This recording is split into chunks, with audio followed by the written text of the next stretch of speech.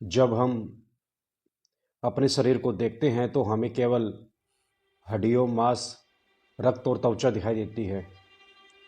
परंतु यह शरीर उतना ही नहीं जितना आँखों से दिखता है। यह तो बस एक स्थूल आवरण है। इसके भीतर एक सूक्ष्म जगत है, एक ऐसी अदृश्य रचना जहाँ से चेतना और जीवन की ऊर्जा बहती है। वहीं सूक्ष्म नाड़ियाँ और चक्रों का संसार है। प्रत्येक जीव के भीतर यह सूक्ष्म तंत्र सक्रिय रहता है। विज्ञान के लिए यह अब भी रहस्य है। प्रयोग शास्त्र के लिए यह हजारों वर्षों से प्रमाणित अनुभव है। जब हम कहते हैं कि मन अशांत है या शरीर में भारीपन है, तो वास्तव में हमारी नाड़ियों और ऊर्जा में प्रवाह का अवरुद्ध होता है। योग की दृष्टि से शरीर में 7 मुख्य चक्कर और 72,000 नाड़ियाँ कही गई है। ये नाड़ियाँ वो सूक्ष्म मार्ग की तरह है जिनसे प्राण जीवन की विद्युत बहती है। जिस प्रकार किसी नगर में बिजली के तार एक एक घर तक शक्ति पहुंचाते हैं, उसी प्रकार नाड़ियाँ भी चेतना की धारा हर कोशिका तक पहुंचाती है। मुख्य 3 नाड़ियाँ हैं: ईड़ा, पिंगला, सुषुम्ना। ईड़ा नाड़ी चंद्र सवर से जुड़ी है। यह ठंडक, शांति और मन की स्थिरता देती है। पिंगला नाड़ी सूर्य सवर से जुड़ी है। यह उष्णता, क्रियाशीलता और आत्मबल की प्रतीक है। और इनके बीच से होकर गुजरती है सुषुम्ना नाड़ी, जो सीधा मार्ग है।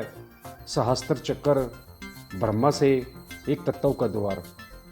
जब ईड़ा और पिंगला संतुलन में होती है, तभी सुषुम्ना जागृत होती है। इसी अवस्था को योगी कहते हैं समत्व भाव। यहीं से साधना की सच्ची शुरुआत होती है। हर चक्कर एक चेतना का केंद्र है। मूलाधार चक्कर स्थिरता और अस्तित्व का केंद्र होता है। स्वादिष्टान चक्कर, यह चक्कर जीवन रस और भावनाओं का होता है। मणिपुर चक्कर शक्ति और आत्मसमर्थन का होता है। अनाहत चक्कर यह प्रेम और करुणा का प्रतीक है। विशुद्धि चक्कर यह वाणी और सत्य का चक्कर होता है। आज्ञा चक्कर विवेक और दर्शन का यह आज्ञा चक्कर होता है। सहस्त्र चक्कर, यह चक्कर ब्रह्मा से मिलने का होता है। जब हम ध्यान में बैठते हैं और श्वास पर साक्षी बनते हैं, तब यह चक्कर धीरे धीरे कंपन करने लगते हैं। शुरुआत में साधक को केवल कंपन महसूस होता है, फिर ऊर्जा का प्रवाह दिखाई देने लगता है। यह प्रकाश और ध्वनि दोनों रूपों में अनुभव होती है। कभी हल्की गर्मी, कभी शीतलता, कभी सिर में झंकार। यह सब उसी सूक्ष्म ऊर्जा के संकेत है। विज्ञान अब इस रहस्य को समझने लगा है। इलेक्ट्रोमैग्नेटिक फील्ड के अध्ययन से यह सिद्ध हुआ है मानव शरीर में एक विद्युत आवरण है, जिसे अब बायोप्लाज्मिक फील्ड कहते हैं। जब कोई व्यक्ति ध्यान करता है तो उसकी इस फील्ड की कंपन आवृत्ति बढ़ जाती है। कई प्रयोगों में पाया गया कि जब व्यक्ति शांत अवस्था में जाता है, तब शरीर के चारों ओर का ऊर्जा क्षेत्र विस्तृत और चमकदार हो जाता है। यह वही है जिसे ऋषियों ने तेजस्विता कहा। नाड़ियाँ केवल शरीर में नहीं है, यह मन और चेतना के साथ जुड़ी है। जब मन में क्रोध उठता है तो पिंगला नाड़ी में उष्णता बढ़ती है। जब मन उदास होता है तो ईड़ा नाड़ी की गति धीमी हो जाती है। और जब व्यक्ति आनंदित होता है तो दोनों का संतुलन होता है। तब सुषुम्ना में हल्की ऊर्जा ऊपर उठने लगती है। योग में इसे कुंडली स्पंदन कहा गया। यह कोई रहस्यमय शक्ति नहीं, बल्कि चेतना की प्राकृतिक ऊर्जा है, जो तब प्रभावित होती है जब व्यक्ति के भीतर विरुद्ध समाप्त हो जाते हैं। आप जब भी ध्यान करें, अपनी रीढ़ की हड्डी को सीधा रखिए, क्योंकि यह वही मार्ग है जहाँ से सुषुम्ना गुजरती है। शरीर जितना सीधा होगा, ऊर्जा उतनी सहज ऊपर उठेगी।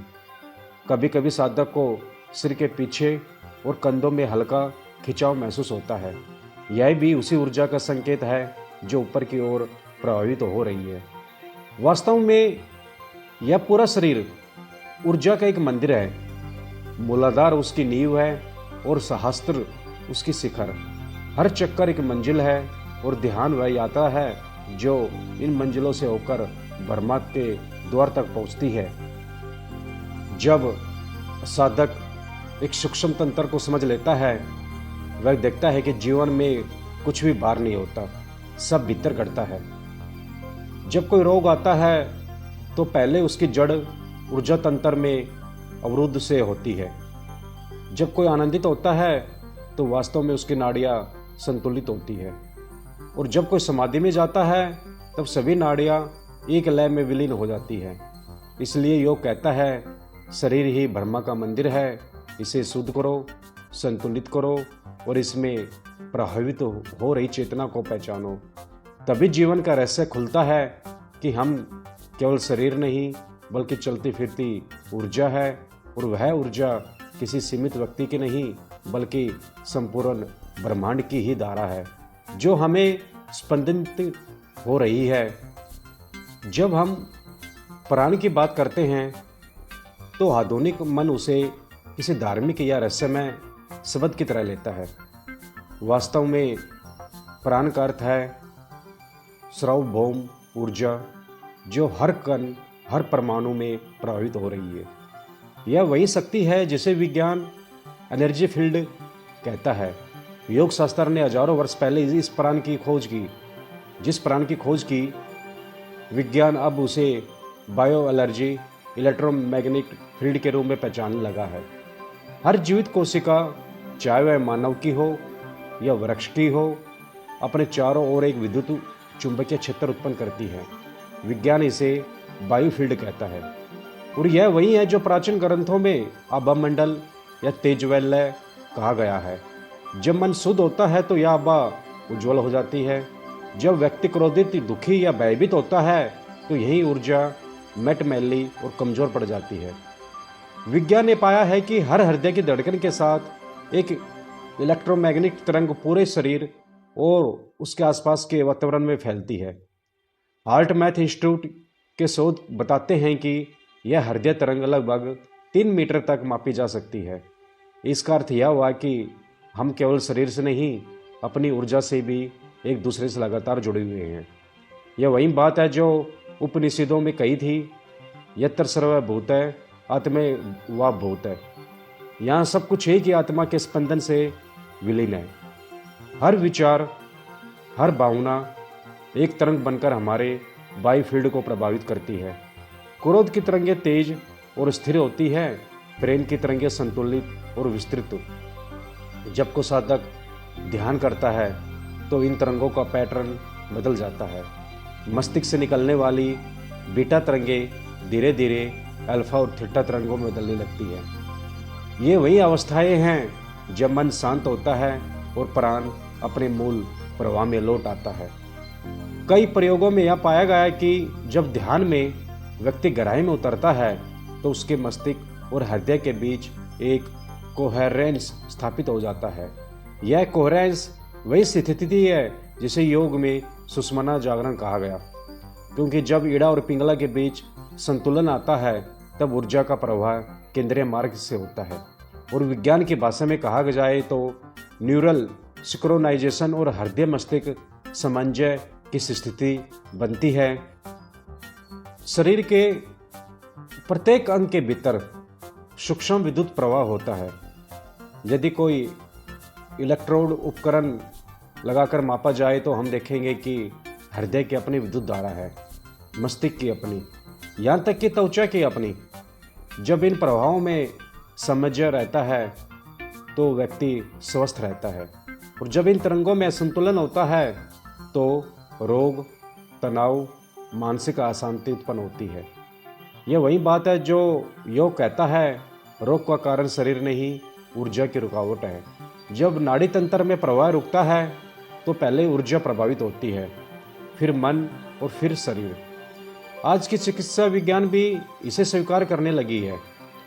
ये सब इसी सत्य की खोज के नए रूप है। जब किसी व्यक्ति के शरीर में ऊर्जा असंतुलित होती है तो एक साधक केवल हाथ रखकर भी उस प्रवाह को संतुलित कर सकता है। यह कोई चमत्कार नहीं, यह ऊर्जा का विज्ञान है। अब सोचिए, जब एक साधक ध्यान में बैठता है और पूरे मन से शांति की भावना फैलाता है तो उसकी यह भावना तरंग बनकर चारों ओर फैलती है। यह तरंग न केवल उसके पास बैठे लोगों को बल्कि दूर दूर तक फैले चेतन क्षेत्र को भी प्रभावित करती है। इसलिए कहा गया, एक योगी की साधना से हजारों को शांति मिलती है। प्राण इसे योग कहता है, विज्ञान इसे इलेक्ट्रोमैग्नेटिक लाइफ फोर्स कह रहा है।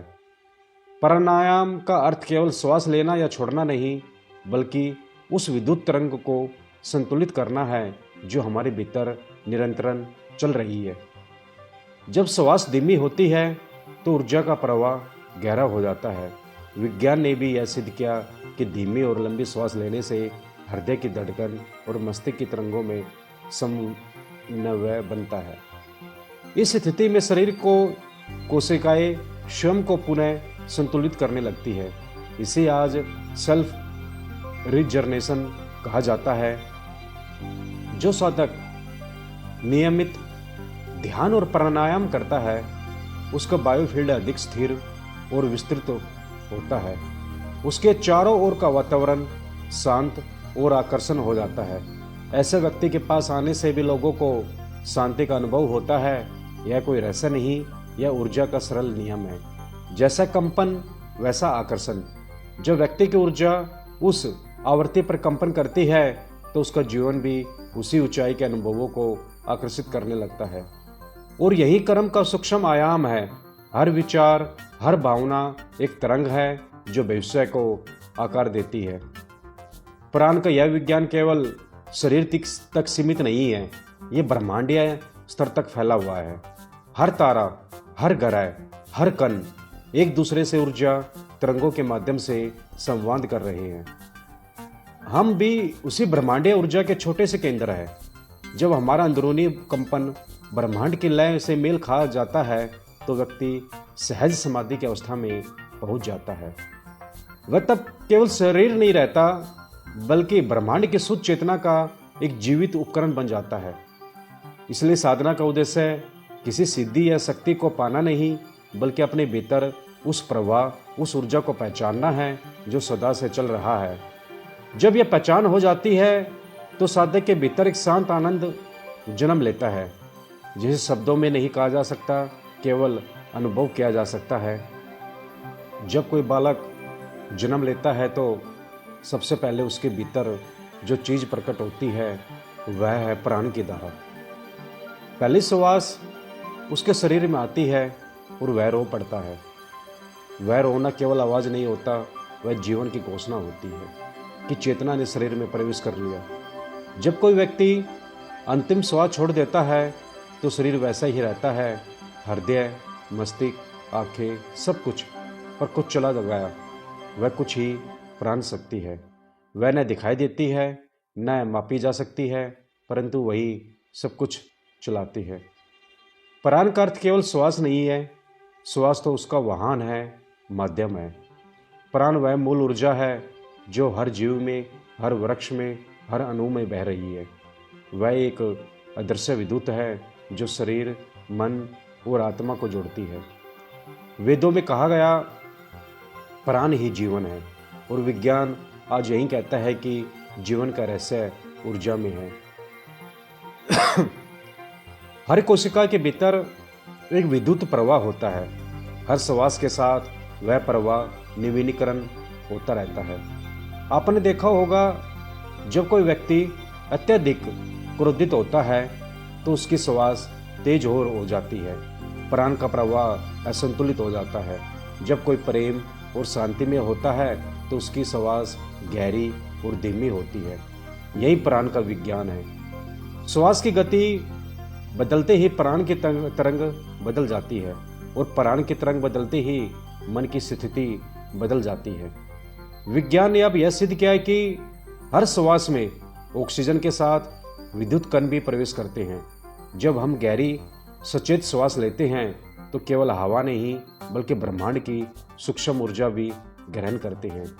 इसलिए साधना में श्वास को सेतु कहा गया, जो शरीर और आत्मा को जोड़ता है। प्राण शक्ति के 5 मुख्य प्रवाह माने गए: प्राण, अपान, समान, उदान और व्यान। ये कोई रहस्यमय नाम नहीं बल्कि 5 दिशाओं में बहने वाली ऊर्जाएं हैं। प्राण वायु हृदय और श्वास से जुड़ी है, यह जीवन को बनाए रखती है। अपान वायु नीचे की ओर जाती है, मल और अशुद्धियों को बाहर करती है। समान वायु पाचन और संतुलन में सहायक है। उदान वायु सिर की ओर प्रभावित होती है, वाणी, विचार और आध्यात्मिक उन्नति में सहायक है। व्यान वायु पूरे शरीर में ऊर्जा का वितरण करती है।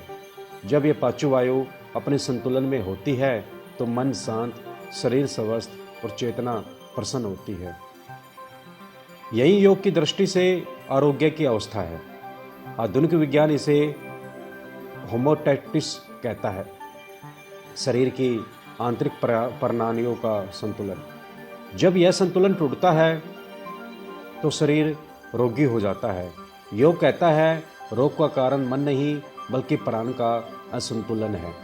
अब देखिए, प्राण का प्रभाव केवल शरीर तक नहीं है, यह हमारे विचारों और भावनाओं तक फैला हुआ है। जब कोई व्यक्ति नकारात्मक सोच में जीता है तो उसका प्राण प्रवाह संकुचित हो जाता है, उसकी ऊर्जा नीचे गिरने लगती है, शरीर में भारीपन, आलस्य और भय उत्पन्न होता है। जब कोई व्यक्ति प्रेम, कृतज्ञता और आनंद में जीता है तो उसका प्राण प्रवाह ऊपर उठता है, ऊर्जा हल्की होती है, मन निर्मल होता है और ध्यान सहजता से गहराई में चला जाता है। यही कारण है कि ध्यान में पहला चरण है प्राण को संतुलित करना। किसी प्राण को संतुलित किए बिना कभी स्थिर नहीं हो सकता। ध्यान कभी स्थिर नहीं कर पाओगे, मन बार बार भटकेगा क्योंकि ऊर्जा असंतुलित है। आपने देखा होगा, जब किसी साधक के पास बैठते हैं तो बिना कुछ कहे भी मन शांति में उतर जाता है। यह उसकी प्राण तरंग का प्रभाव है। उसके भीतर की ऊर्जा इतनी समरस होती है, वह आसपास के वातावरण को भी संतुलित कर देती है। विज्ञान इसे रिसोनेंस इफेक्ट कहता है। जब 2 तरंगें समान आवृत्ति पर कंपन करती है तो वह एक दूसरे को प्रभावित करती है। इसलिए संत महापुरुषों की संगीति में मन शांति महसूस करता है। वह शब्दों का प्रभाव नहीं, प्राण का प्रभाव होता है। अब सोचिए, यदि हर व्यक्ति अपने प्राण को शुद्ध और संतुलित कर ले तो समाज की सामूहिक ऊर्जा कैसी बन जाएगी।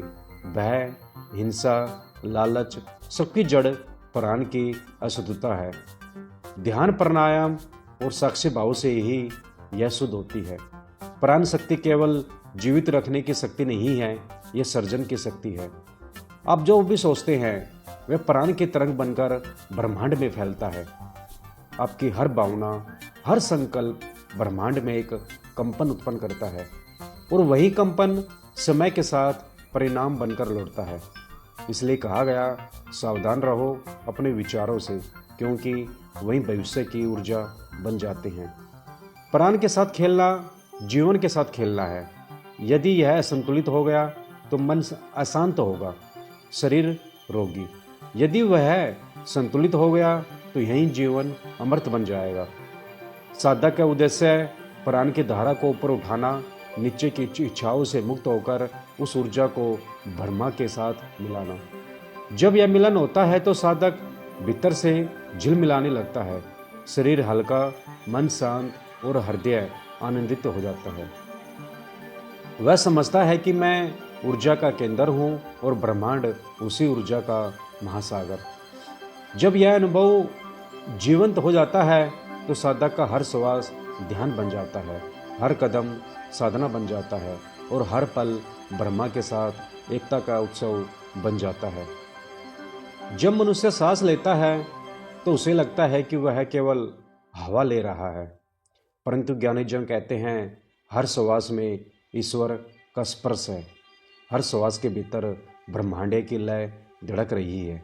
ध्यान दीजिए, श्वास लेना और छोड़ना यह केवल जैविक क्रिया नहीं है, यह एक ब्रह्मांडीय नाद है, एक सूक्ष्म लय है जिसके माध्यम से चेतना शरीर में प्रकट होती है। विज्ञान हमें बताता है कि हर श्वास के साथ ऑक्सीजन केवल शरीर में नहीं जाती, बल्कि मस्तिष्क के विद्युत प्रवाह, तंत्रिका तंत्र और भावनात्मक केंद्रों पर भी सीधा प्रभाव डालती है। हर श्वास का एक आवेग होता है, एक विद्युत संपंदन जो हृदय से लेकर मस्तिष्क तक ऊर्जा भेजता है। अब सोचिए, यदि श्वास असंतुलित हो तो वह स्पंदन भी असंतुलित हो जाएगा। मन में बेचैनी, शरीर में थकान और विचारों में असमंजस बढ़ने लगेगा। यही कारण है कि योग कहता है, श्वास को साधो, मन अपने आप सध जाएगा। प्राणायाम का अर्थ है प्राण की आयाम में विस्तार, यानी प्राण को नियंत्रित या रोका नहीं जाता, बल्कि उसके प्रवाह को संतुलित, विस्तृत और जागरूक किया जाता है। आपने ध्यान दिया होगा, जब हम क्रोध में होते हैं तो श्वास तीव्र और ऊपरी होती है। जब हम प्रेम में होते हैं तो श्वास धीमी और गहरी हो जाती है। जब हम भय में होते हैं तो श्वास रुक जाती है। इन सब में शरीर नहीं, प्राण प्रभावित होता है और प्राण ही मन की दिशा तय करता है। अब देखिए, विज्ञान इस बात को कैसे समझता है। न्यूरोसाइंस कहता है हमारी सांस का सीधा संबंध ऑटोनोमिक नर्वस सिस्टम से है, जो हमारे शरीर की स्वतः चलने वाली क्रियाओं को नियंत्रित करता है, जैसे हृदय की धड़कन, रक्त प्रवाह और पाचन। यह तंत्र दो भागों में विभाजित है,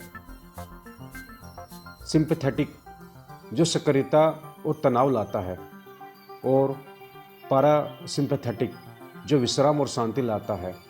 जब हम तेज ऊपरी श्वास लेते हैं तो सिंपैथेटिक सिस्टम सक्रिय होता है, शरीर सजग हो जाता है, हृदय की गति बढ़ जाती है, मस्तिष्क सतर्क हो जाता है। जब हम गहरी, धीमी और साक्षी श्वास लेते हैं तो पैरासिम्पैथेटिक सिस्टम सक्रिय होता है, विश्राम, शरीर विश्राम में जाता है, मन शांत होता है और चेतना भीतर उतरने लगती है। यही प्राणायाम का रहस्य है। यह केवल शरीर का व्यायाम नहीं, बल्कि चेतना को स्थिर करने की प्रक्रिया है। यह ध्यान की भूमिका आती है। जब सांस स्थिर हो जाती है तो मन अपने आप शांत हो जाता है, क्योंकि मन और श्वास एक ही तरंग के दो छोर हैं। मन की गति बढ़ती है तो श्वास भी तेज होती है, और जब श्वास धीमी होती है तो मन भी गहराई में उतर जाता है। इसलिए महर्षि पतंजलि ने कहा, प्राणायाम में से चित्त की वृत्तियाँ शांत होती है। जब प्राणायाम के माध्यम से श्वास की लय को संतुलित किया जाता है तो मस्तिष्क की विद्युत तरंगें भी सामान्य में आने लगती है। विज्ञान इसे अल्फा स्टेट कहता है। जब मस्तिष्क की तरंगें 8 से 12 हर्ट्ज की लय में चलती है, यही अवस्था ध्यान की प्रारंभिक अवस्था है। आपने देखा होगा, जब कोई साधक ध्यान में बैठता है तो उसका चेहरा शांति से भर जाता है, क्योंकि मस्तिष्क के अंदर एक रासायनिक परिवर्तन होता है। सेरोटोनिन, डोपामाइन और एंडोर्फिन जैसे हार्मोन सक्रिय हो जाते हैं, जो सुख और संतोष की भावना लाते हैं। यानी ध्यान कोई कल्पना नहीं, यह एक वैज्ञानिक स्थिति है। और जब ध्यान गहराता है तो शरीर का तापमान, हृदय की गति और श्वास की दर सब एक समान लय में आने लगते हैं। विज्ञान इसे कोरोसन स्टेट कहता है, जहाँ शरीर, मन और ऊर्जा एक स्वर में गूंजते हैं। अब सोचिए, यदि यह लय प्रतिदिन कुछ समय के लिए भी स्थापित हो जाए तो जीवन में कितना संतुलन, आनंद और स्पष्टता आ जाएगी। यही साधना का उद्देश्य है, अशांत जीवन को लय में लाना। प्राणायाम और ध्यान केवल साधक को शांत नहीं करते, बल्कि उसकी ऊर्जा को रूपांतरित करते हैं। धीरे धीरे प्राण का प्रवाह ऊपर उठने लगता है, मूलाधार से लेकर सहस्त्र तक। यह कोई कल्पना नहीं, बल्कि एक सूक्ष्म जैविक परिवर्तन है। जब ऊर्जा ऊपर उठती है तो शरीर में गर्मी महसूस होती है। कभी सिर में हल्कापन, कभी आंखों में प्रकाश, कभी हृदय में विस्तार। ये सब संकेत है चेतना का प्रवाह ऊपर जा रहा है। विज्ञान ने अब ईसीजी और एमआरआई के स्कैन के माध्यम से यह सिद्ध किया, ध्यान करने वालों के मस्तिष्क में प्रीफ्रंटल कॉर्टेक्स सक्रिय होता है, जो बुद्धि, करुणा और निर्णय की गहराई से जुड़ा है। और एम गड़ाला जो भय और तनाव से जुड़ा है वह शांत हो जाती है। यानी ध्यान और भय को घटाता है और प्रेम को बढ़ाता है। इसलिए जब साधक नियमित ध्यान करता है तो धीरे धीरे उसके भीतर से भय समाप्त होता है। वह संसार से भागता नहीं बल्कि संसार को प्रेम से देखता है। प्राणायाम और ध्यान का अंतिम उद्देश्य यही है, ऊर्जा को स्थूल से सूक्ष्म की ओर ले जाना और चेतना को भटके हुए मन से निकालकर स्वयं के केंद्र में स्थापित करना। जब यह अनुभव जीवंत हो जाता है तो साधक समझता है कि मैं शरीर नहीं हूँ, मैं श्वास नहीं हूँ, मैं ऊर्जा का स्रोत हूँ जो श्वास को चला रही है। यही आत्मबोध है। तभी कहा गया प्राणायाम परम ध्यानम। जब श्वास पर सजगता आ जाए तो ध्यान अपने आप उतर जाता है। फिर किसी मंत्र, किसी शब्द, किसी प्रयास की आवश्यकता नहीं रहती। हर श्वास में ईश्वर की उपस्थिति का अनुभव होने लगता है। जब हम प्राण शब्द सुनते हैं तो अक्सर हम इसे केवल श्वास से जोड़ देते हैं, परंतु प्राण केवल हवा नहीं है, यह जीवन की मूल चेतना है। वह अदृश्य शक्ति जो इस शरीर को गतिशील रखती है, जो विचारों को जन्म देती है, जो भावनाओं को रूप देती है, जो हमें इस ब्रह्मांड से जोड़ती है। विज्ञान की भाषा में यह वही ऊर्जा है जिसे बायो एनर्जी या बायोप्लाज्मिक फील्ड कहा गया। हर कोशिका में एक विद्युत प्रवाह चलता है। जब वह प्रवाह संतुलित रहता है तो शरीर स्वस्थ रहता है। जब वह रुकता है या संतुलित होता है तो रोग उत्पन्न होते हैं। योग शास्त्र में इसी को प्राण प्रवाह का अवरोध कहा गया। अब प्रश्न उठता है, प्राण को शुद्ध कैसे किया जाए? क्या इसके लिए किसी विशेष साधना, तप या कठिन योग की आवश्यकता है? नहीं, शुद्धिकरण का मार्ग कठिन नहीं है बल्कि अत्यंत सहज है। यदि आप सजग हो, जीवन के हर पल में प्राण को पहचानने की कला सीख ले तो ये सहज ही हो जाता है। श्वास ही प्राण का द्वार है। हर श्वास के साथ प्राण भीतर आता है और बाहर जाता है, पर हम अधिकांश समय श्वास को अनजाने में लेते हैं। यदि साधक केवल दिन में कुछ पल बैठकर यह देखे कि मैं श्वास ले रहा हूँ, मैं श्वास छोड़ रहा हूँ, तो वह धीरे धीरे श्वास के साथ एकत्व महसूस करने लगेगा। यही प्रारंभिक प्राण शुद्धि की विधि है। सिर्फ देखना, बिना नियंत्रण, बिना प्रयास, सिर्फ साक्षी बन जाना। धीरे धीरे श्वास की गति मंद होगी और उस मंदता के भीतर से गहन शांति प्रकट होगी। विज्ञान ने भी पाया कि जब श्वास धीमी और गहरी होती है तो शरीर में ऑक्सीजन का वितरण बेहतर होता है, कार्बन डाइऑक्साइड का संतुलन सुधरता है और नर्वस सिस्टम शांत होता है। यह वही स्थिति है जहाँ मन शरीर के बीच सेतु स्थापित हो जाता है। योग कहता है जब नाड़ियाँ शुद्ध होती है तब प्राण सहज प्रभावित होता है। नाड़ी शोधन का अर्थ है नाड़ियों को संतुलन, ईड़ा और पिंगला की समरसता। विधि बहुत सरल है। आरामदायक स्थिति में बैठे, रीढ़ सीधी रखे, एक ही नासिका से श्वास ले, दूसरे से छोड़े, फिर विपरीत करे, धीरे धीरे बिना जोर लगाए। यह प्रक्रिया केवल फेफड़ों को स्वच्छ करती है बल्कि शरीर के विद्युत प्रवाह को संतुलित करती है। वैज्ञानिक प्रयोगों में यह देखा गया है कि जो व्यक्ति नियमित रूप से नाड़ी शोधन करता है उसका ब्रेन वेव पैटर्न अल्फा स्थिति में प्रवेश करता है, जो गहन ध्यान, संतुलन और रचनात्मक की अवस्था है। रक्तचाप और नियंत्रित होता है, हार्मोन असंतुलन सुधरता है और भावनात्मक स्थिरता बढ़ती है। यह केवल श्वास का अभ्यास नहीं बल्कि ऊर्जा का पुनः संयोजन है। ब्राह्मणी प्राणायाम को मन का औषधि कहा गया। जब हम गले से हल्की भोरा जैसे ध्वनि निकालते हैं तो यह ध्वनि हमारे मस्तिष्क के भीतर गूंजती है और वहाँ की विद्युत तरंगों को संतुलित करती है। विज्ञान की दृष्टि से यह वाइब्रेशनल थेरेपी का कार्य करती है। ध्वनि की तरंगें पीनियल और पिट्यूटरी ग्लैंड को सक्रिय करती है, जिसमें सुप्त ऊर्जा धीरे धीरे ऊपर उठती है। साधक को शांति, स्थिरता और आंतरिक आनंद का अनुभव होता है। सूक्ष्म प्राणायाम का अर्थ है श्वास को नियंत्रित किए बिना उसकी सूक्ष्म धाराओं को महसूस करना। यह वही अवस्था है जब श्वास का स्पर्श भी हल्का हो जाता है और साधक केवल ऊर्जा की तरंग को महसूस करता है। यहीं से ध्यान की यात्रा आरंभ होती है। जब साधक धीरे धीरे भारी अभ्यासों से भीतर की ओर आता है, वह देखता है कि उसके भीतर अनेक प्रकार की तरंगें उठती है, विचारों की, भावनाओं की, इच्छाओं की। वह उन्हें रोकता नहीं, केवल देखता है। जैसे जैसे देखने की कला गहरी होती है, वैसे वैसे मन के कंपन शांत होते जाते हैं। वह जो प्राण पहले बिखरा हुआ था, अब वह एक केंद्र पर आने लगता है। इसी को योग कहता है प्राण का शोध ध्यान द्वारा। विज्ञान में भी माइंडफुलनेस और ब्रेथ अवेयरनेस के प्रयोगों से सिद्ध हुआ कि जब व्यक्ति केवल सजग होता है तो उसके ब्रेन वेव्स की ताल बदल जाती है, उसके आसपास का ऊर्जा क्षेत्र स्थिर और उज्ज्वल होता है। ध्यान में बैठते समय यदि साधक रीढ़ की सिद्धि को बनाए रखे, श्वास को सहज रखे और भीतर की ऊर्जा को केवल महसूस करे, तो वह अनुभव धीरे धीरे आत्म चेतना में बदल जाता है।